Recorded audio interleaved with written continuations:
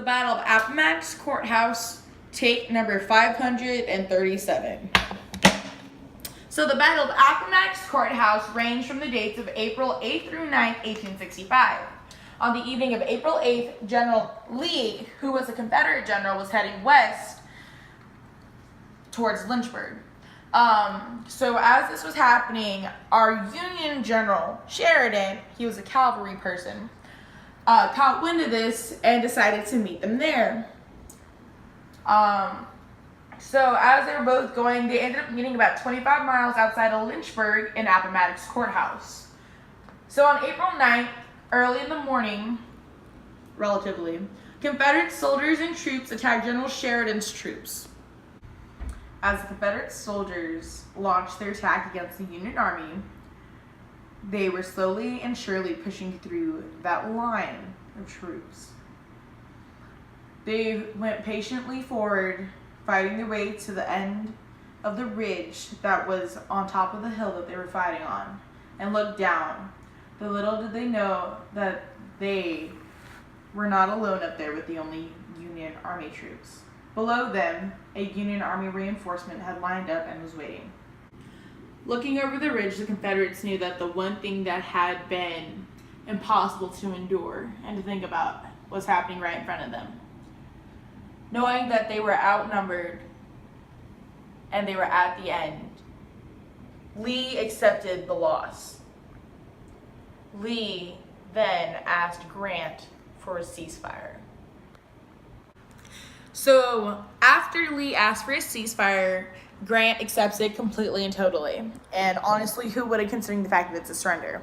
So Grant was just like, I'll take your surrender and I'll even let you choose the place where you surrender to me. So Grant's just like, okay. So there is a house in Appomattox that belonged to Mr. Wilmer McLean that Lee decided to meet at around 4 p.m.